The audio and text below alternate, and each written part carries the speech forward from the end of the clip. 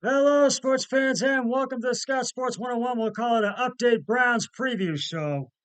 Uh, we got a lot of great matchups for today. We'll talk about the Browns game, but first, and all the games going on today, but first, here is today's Scott Sports 101 NFL Week 8 trivia question. It is a Browns one.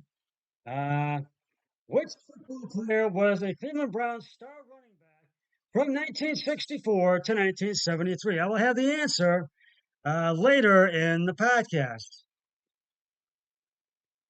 Uh,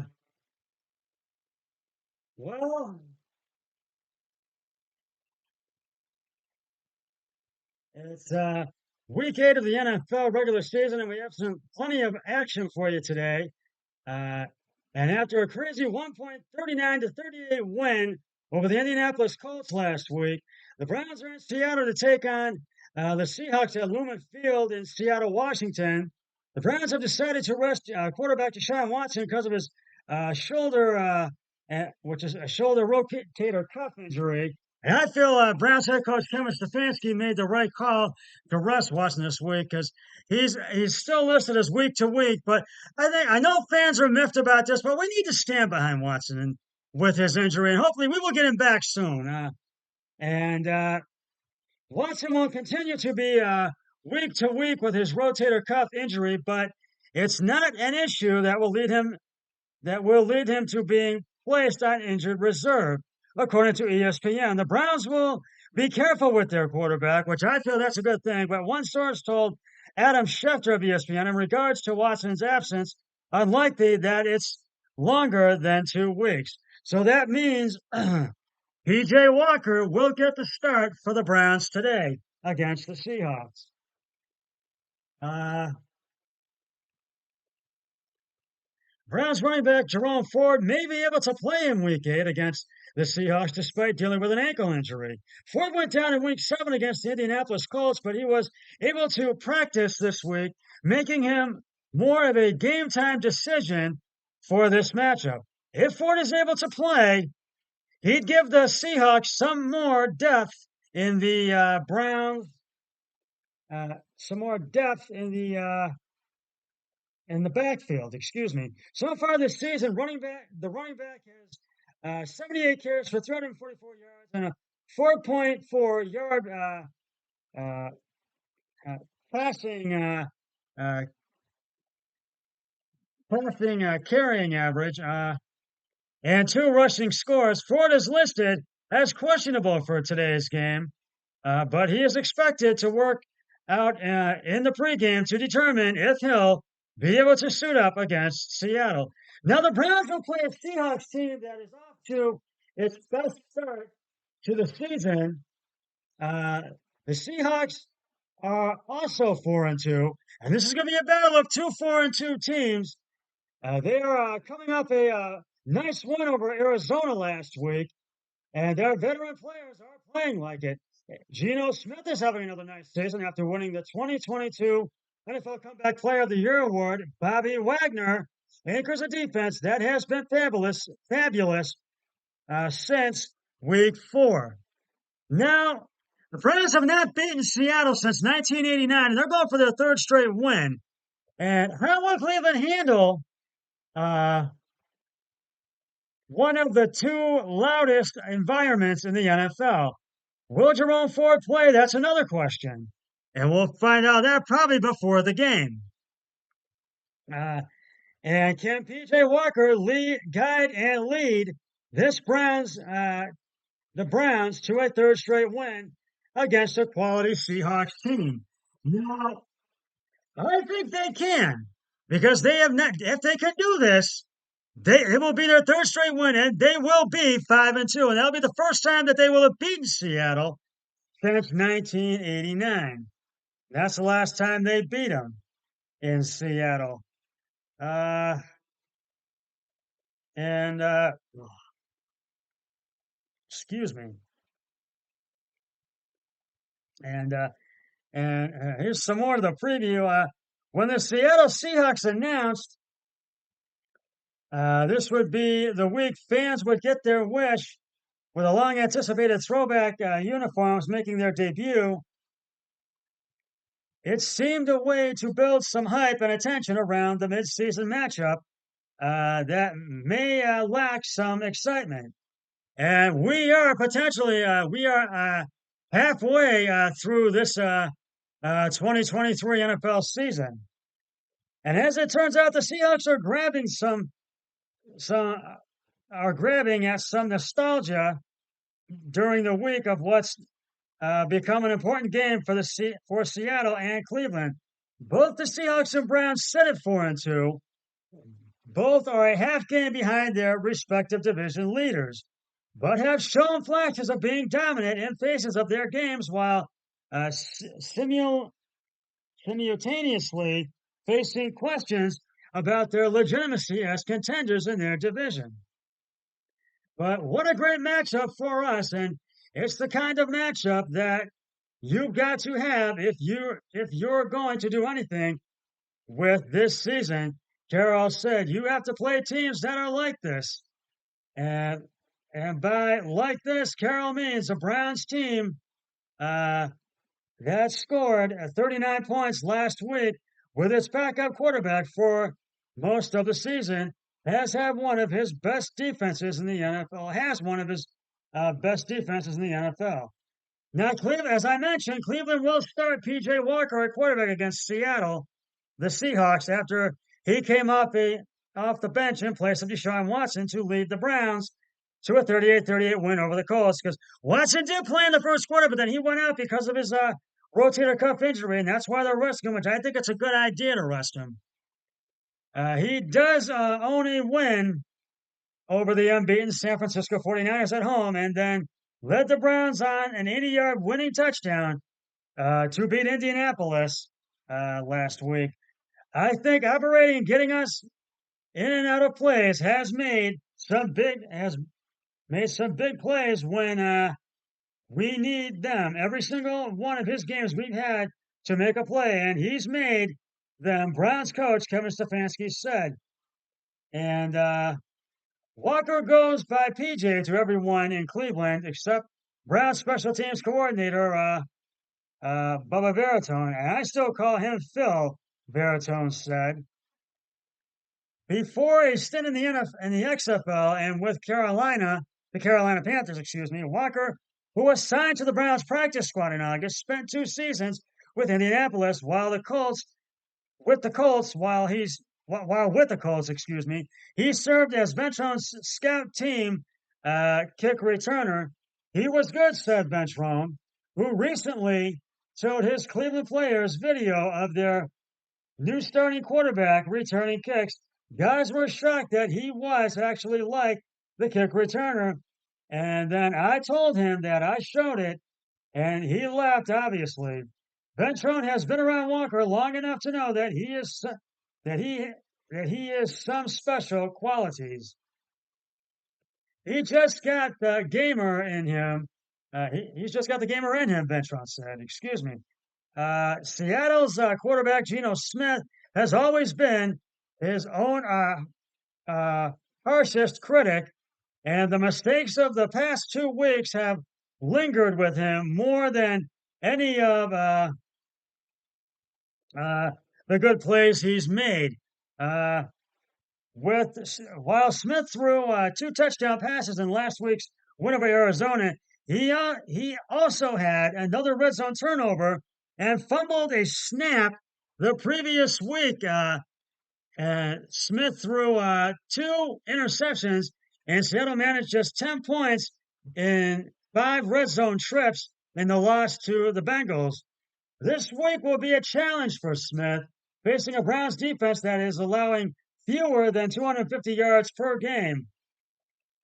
While I'm being hard on myself, it's just continuing to push myself no matter what I do in the game, Smith said. I'm always going to expect more from myself. And Myles Garrett doesn't hide his passion for basketball, going as far as to mimic dribbling moves on the field before rushing the quarterback. He also became a minority owner of the NBA's Cleveland Cavaliers this week.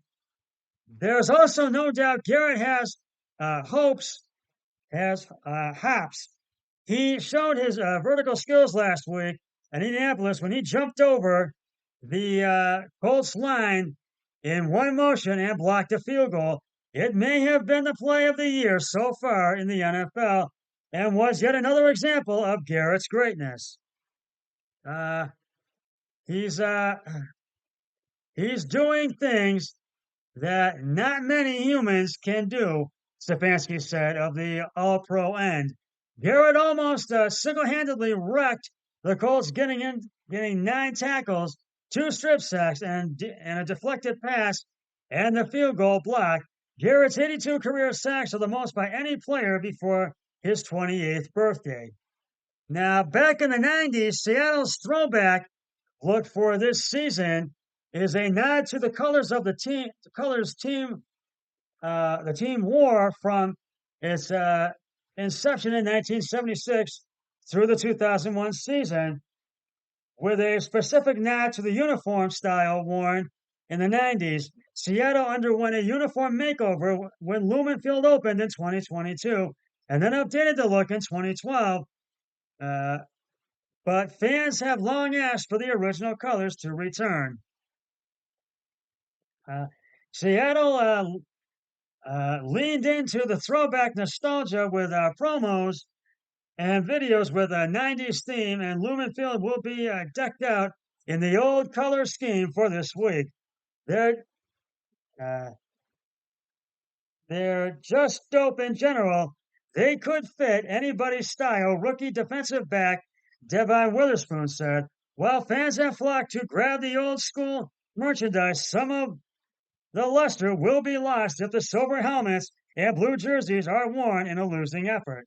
Then again, the Seahawks didn't win very much wearing those uniforms the first time around. So this is going to be a battle of 2 4-2 teams. And I think that the Browns can get the win over Seattle today.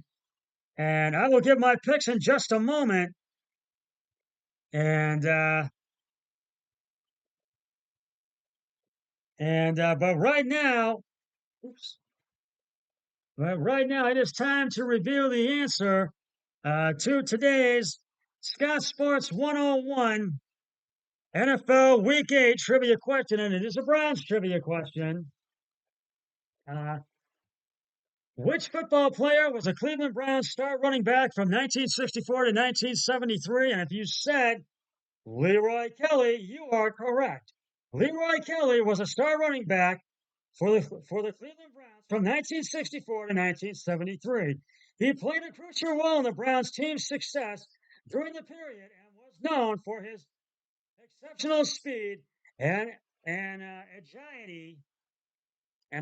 agility. Kelly was a key player in the Browns offense and was recognized for his outstanding performances, earning several awards and accolades throughout his career. I'll have another trivia question on my next podcast, so stay tuned for that. Now, getting to the rest of today, all of today's action. Right now, with the early games going on right now, the Houston Texans are beating Carolina by 1 in the fourth quarter with 8:30 to go, and it's a 2nd and 10 at the 50. I think it's the Carolina 50. The Texans have the ball. It's 13-12.